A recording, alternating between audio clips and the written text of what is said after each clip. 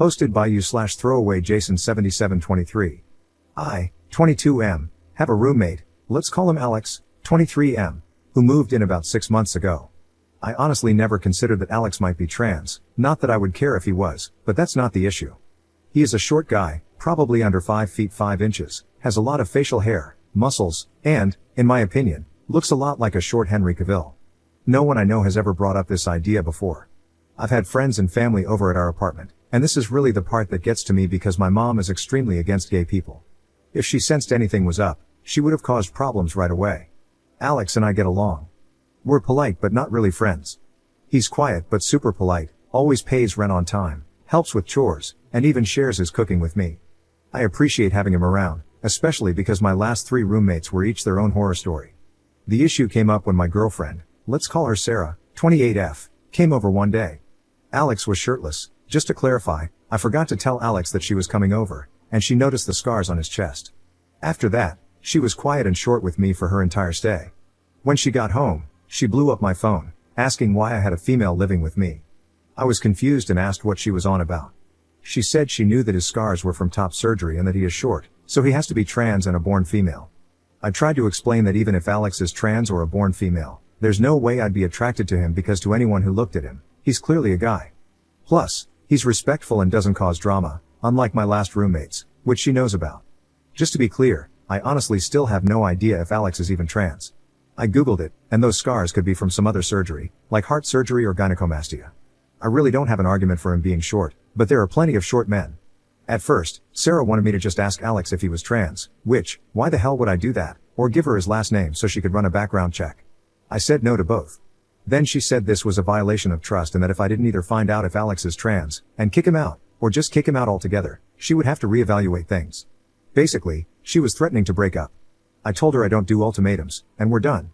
Since then, she's been messaging me every single day for over 2 weeks, even after I blocked her on everything because she wouldn't leave me alone. She's pissed that I wouldn't do this small thing for her. Her messages range from, "Are you effing him?" to "Let's just talk," to "Why can't you at least give me closure and ask him?" Most recently, she told our mutual friend about the situation. That friend wants nothing to do with this crap show.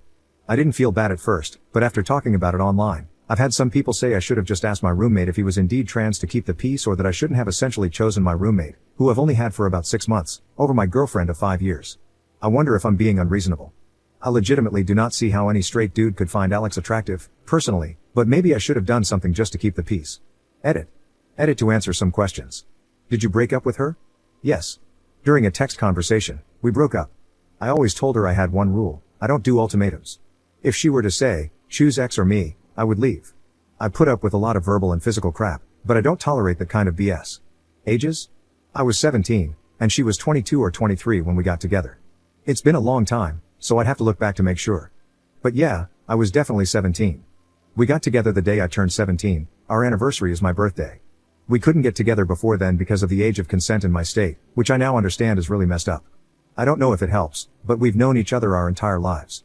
My mom is her mom's best friend. When my mom worked, I would go over to Sarah's mom's house so I wasn't alone. We started talking and flirting when I was about 15 or 16 but didn't cross any physical lines until I turned 17 because I didn't want her to get arrested. I get that it sounds bad, I really do. But at the time, I didn't see it as bad. Just in case it's asked, our moms encouraged it. Why would you want to be with someone like that? I really don't.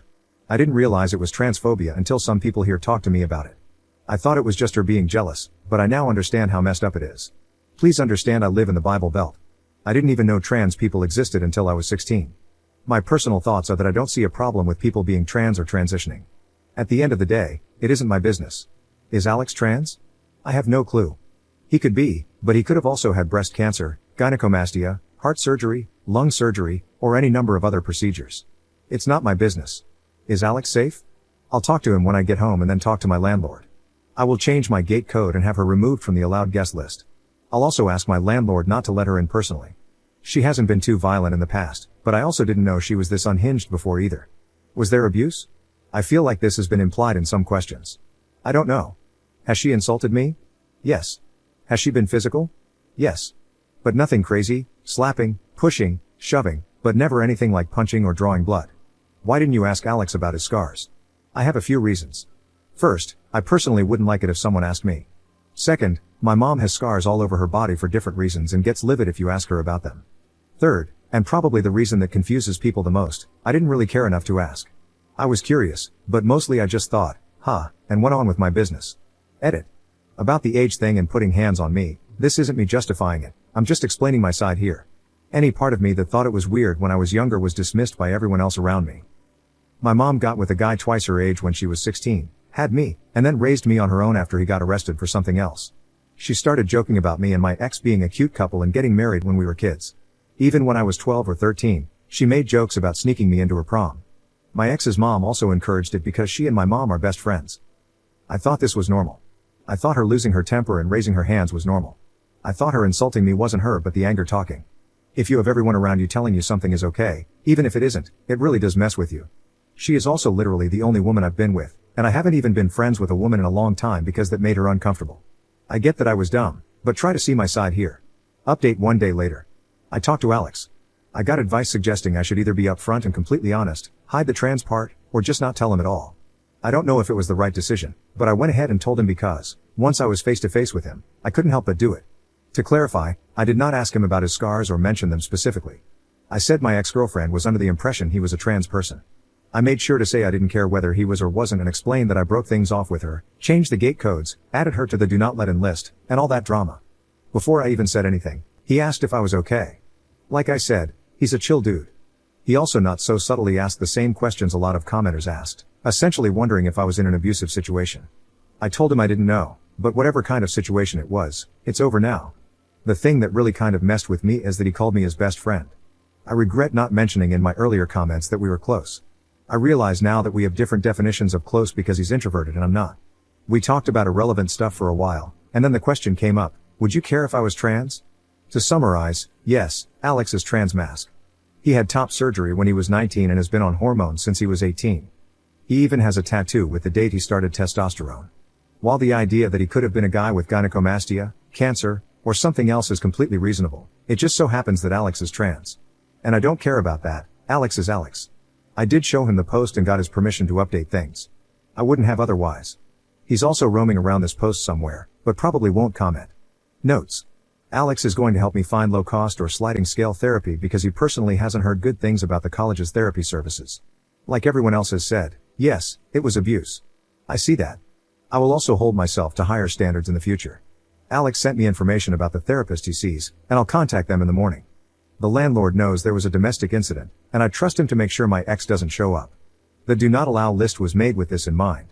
I'm not ready to talk to my mom about this yet, but I hope, with some therapy and time, I will be. She knows something is going on, but she believes this is a break, not a breakup. Sorry if this sounds like rambling, it is. It's been a rough couple of weeks, my brain is fried, and I'm tired. Keep in mind, I'm still a full-time student. I also have to keep my grades up for my grants, scholarships, government aid, etc. I do read all comments, even the not so good ones. I'll try to respond more before I sleep tonight, but just know that, even if I don't reply, I've read them. I appreciate all the advice, the kicks in the rear, and the sympathy. A side note, I've seen a lot of trans people comment on this post, and a few have reached out to me privately. I'm thankful for your comments as well. It's brought to my attention how tough things are out there. Honestly, I felt what I did was the bare minimum and not worthy of praise because it should just be expected. But I see now that it's being praised because of how low the bar is when it comes to basic human decency toward you, and I'm sorry for that. I hope things get better. Second update 1 day later. I talked to the therapist Alex recommended. Normally, I would be on the waitlist until January, but due to the situation, the therapist referred me to one of his associates, and I'll be seen as early as next week. I was also recommended to attend a domestic violence support group that gathers once a month. Initially, I wasn't going to go because the idea made me incredibly uncomfortable, but Alex said he'll go with me. At least I'll know someone there, and we can leave if it feels too weird for me. My mom is aware of the breakup, but she's not too happy about it. I didn't mention the trans part. I told her that Sarah was being controlling and that I didn't want to put up with it anymore. I got the usual that's a normal part of any relationship comments, but I stood my ground. My mom seems to be under the same delusion as Sarah that this is just a small argument or something, and that we will get back together. But that is absolutely not happening. I don't really talk to Sarah's mom, so I don't know her thoughts on the matter. The landlord is aware of the situation and will not let Sarah in should she try to show up. If you don't have the gate code, you have to go to the main office. The employee, the landlord's son, will either buzz the person in if they are on the accepted list or call the tenant to confirm if they aren't on the list. If the individual is on the do not let in list, especially if it involves a criminal matter, they will be asked to leave. If they don't leave, it becomes trespassing. I know this sounds like a lot, but the security is why many people choose to live here. Notes after reading some comments. I am sorry for trivializing my abuse.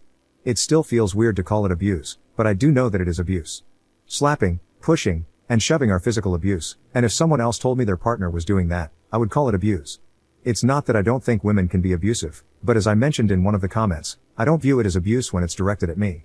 This is probably due to being abused by my mom, which I'm going to get help for.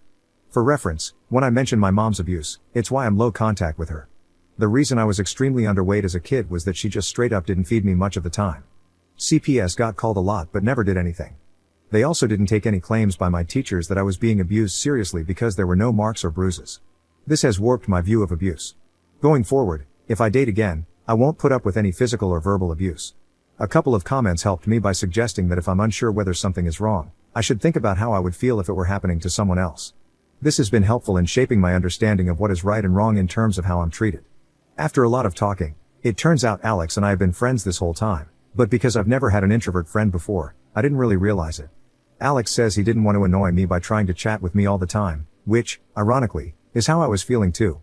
Now we're going to hang out more, and he's trying to get me to join the D&D game he's in. Thank you for reading my giant block of text. I'm on the app, and I don't exactly know how to format it properly. I'm grateful for all the comments, whether good or bad, I do read all of them. Op in the comments. I agree with your comment, but unfortunately, my mom is already aware of Sarah's physical and verbal abuse but hasn't really done anything about it. She has made excuses for Sarah, saying things like Sarah just needs help, she's stressed, or that it is an abuse because Sarah didn't leave marks or bruises directly. My mom isn't happy about the breakup and is currently in denial. The roommate issue hasn't come up yet, but if it does, I plan to say that Alex had heart surgery, which is the excuse Alex uses. Third update 7 weeks later. Hey everyone, I'm really sorry it's taken so long to update. I've been focusing on my mental health and keeping up with school, but overall, I'm doing better than I ever have. I've been going to therapy every week, it'll be every other week starting in January, attending a domestic violence support group every other week, playing D&D weekly, and I've made several new friends through the support group in D&D. Honestly, if it weren't for Alex, I'm not sure I'd have made it this far.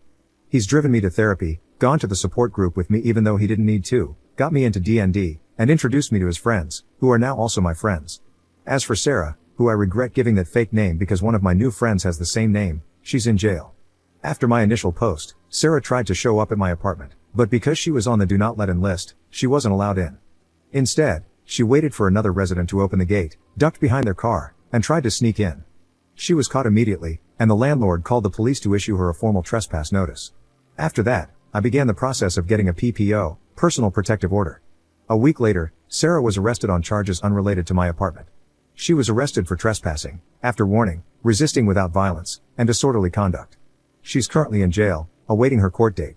It's likely not going to go well for her since she was already on probation for a second DWI/DUI, and one of the conditions of her probation was to not break the law. How do I know all this? A mutual friend posted it on his Snap story. More good news, my PPO was approved on Monday. It took too long, in my opinion, but whatever, it's finally done. Now, for some difficult news, I'm officially no contact with my mom. I know logically this is the right decision because she's not a healthy person, but it still hurts. After talking with my therapist and in the support group, I realized that my views on healthy relationships and abuse were really warped, especially by my mom. I know some might say it's important to forgive her or at least give her a chance to change, but I just can't. I can't bring myself to forgive her. She neglected me as a child, physically and verbally abused me into adulthood, and even encouraged me to date an adult when I was a minor.